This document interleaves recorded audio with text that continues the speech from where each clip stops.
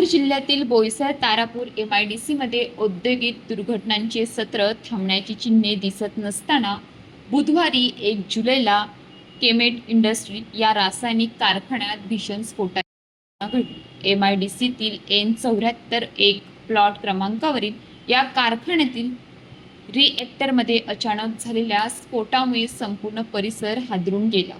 स्फोटाचा आवाज आणि धक्क्याची तीव्रता इतकी मोठी होती, सुमारे 1.5 ते 2 किलोमीटर परिसरातील नागरिकांनाही हादरा जाणवला।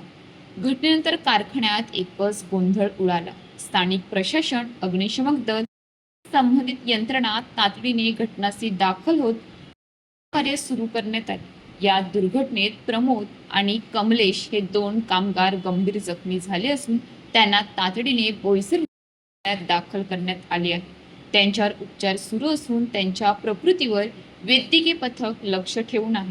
दरम्यान स्फोटाचे नेमके कारण अद्याप स्पष्ट झाले नसून रिएक्टरमध्ये तांत्रिक बिघाड, रासायनिक प्रक्रिया किंवा सुरक्षा नियमांचे उल्लंघन यापैकी कोणत्या कारणांमुळे दुर्घटना घडली याचा तपास संबंधित विभागाकडून सुरू आहे।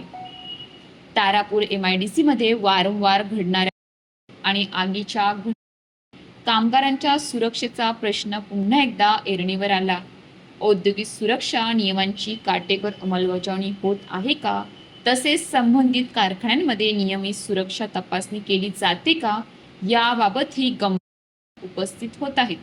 तारापूर MIDCतील वारंवार होणाऱ्या दुर्घटना ही केवळ अपघाताची मालिका नसून सुरक्षा व्यवस्थेतील गंभीर त्रुटींचा इशारा आहे। कामगारांच्या जीव थांबवण्यासाठी जबाबदारांवर कठोर कारवाई आणि सुरक्षा नियमांची तातडीने प्रभावी अंमलबजावणी होणे ही काळाची गरज आहे। अशाच ताज्या बातम्यांसाठी आमच्या न्यूज पोलीस रिपोर्टर चॅनलला लगेच सबस्क्राईब करा आणि बेल आयकॉन दाबायला विसरू नका।